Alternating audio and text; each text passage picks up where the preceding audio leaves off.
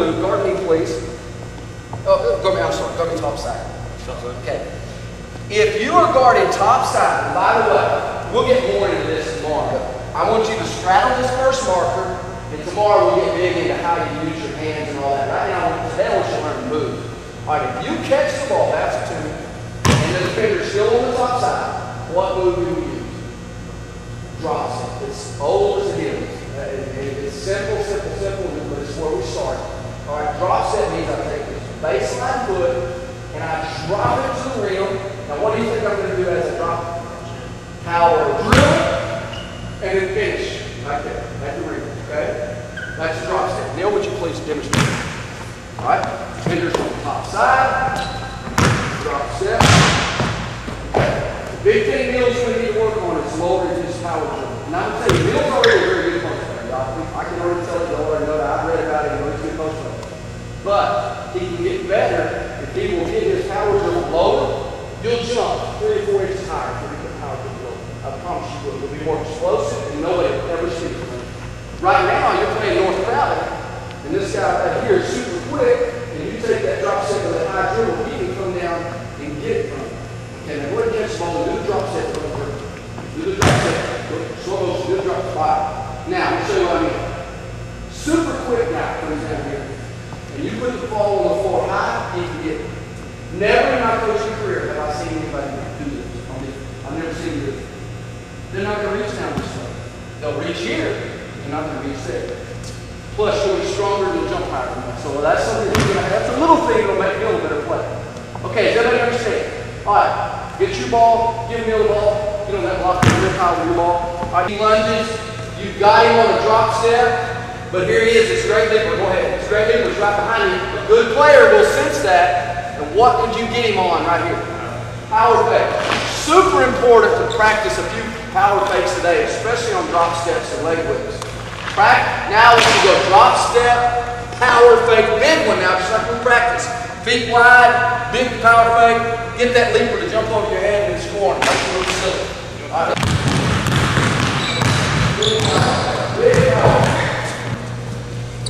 You catch the ball, Neil, and the player is still on the bottom side. Why? Because he probably what? Lunged a little bit.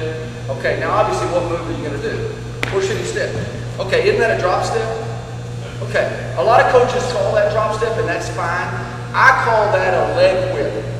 So that my players know to the middle is a leg whip.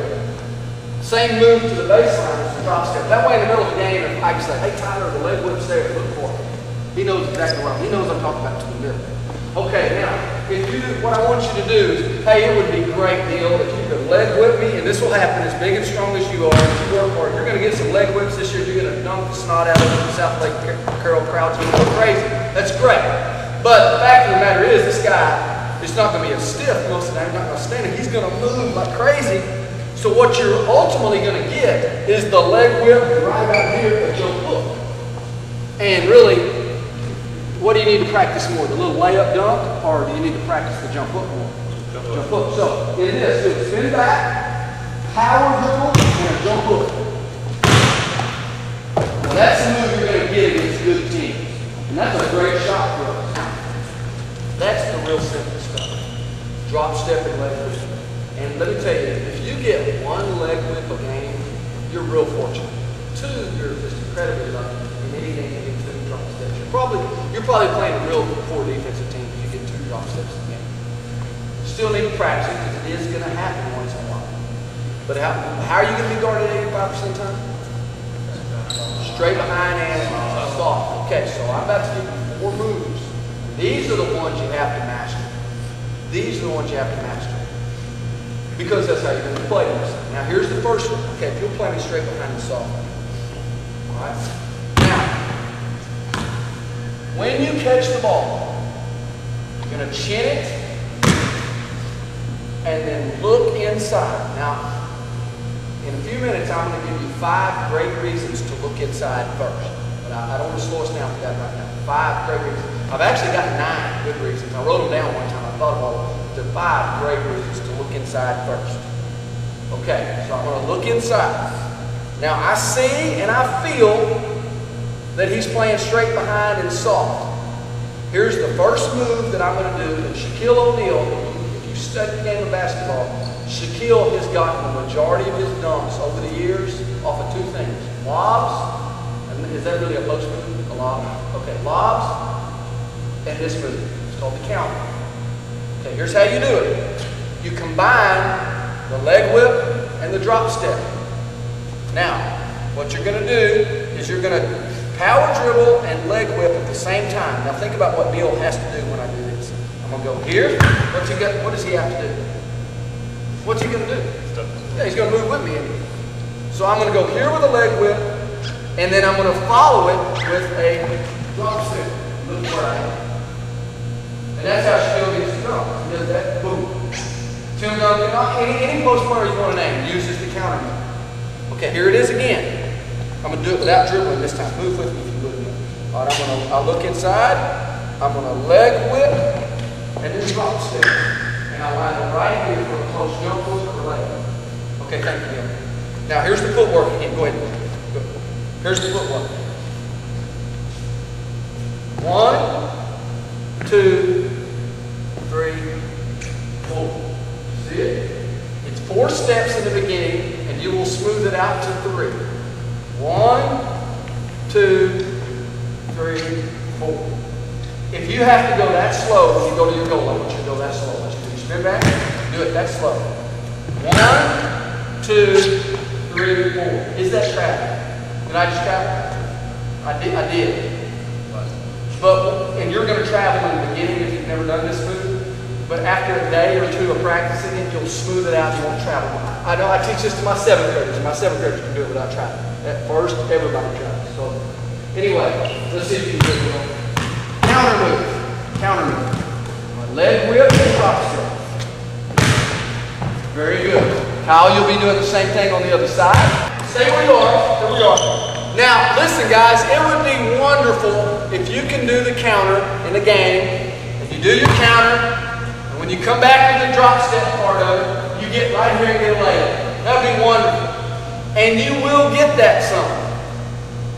But, again, this guy guarding Kyle is not going to be a stiff who's just going to stand there and watch you shoot a layup. He's going to be down working, and he's going to do everything he's got to step this way. That's what's beautiful about the counter. It works even better against guys that work hard.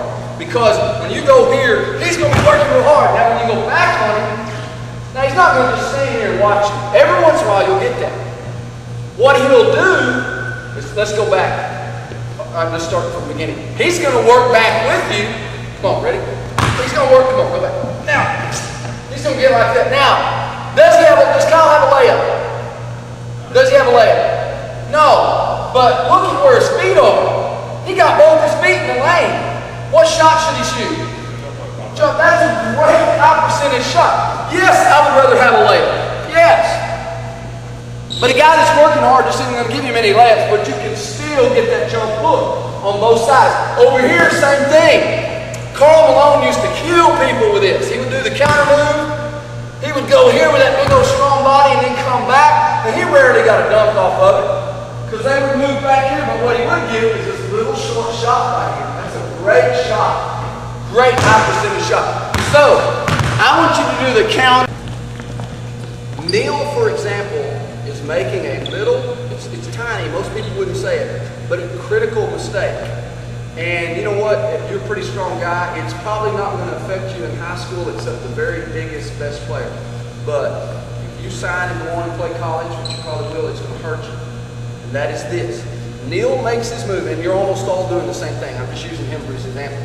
Neil makes his move, and on his counter move, as he makes the move, watch my body. He starts straightening up. So he's like this. Does he have good strength and balance like this? And see, when if you go on and play college ball, those guys put a 260-pound body on you, they're going to bump you. You're going to be shooting a jump hook from out here because you're not. And this is what I like to say: stay low in the move. If you will, and I told you I had that kid average 27 this year. He's real strong. Oh my gosh, he would get down. He would be this low making his touch move, and then he's strong. It didn't matter where you were. I mean, he'd just go up through the chin and through the face and everything, and he'd punish people in there because he was strong and he stayed low in his move.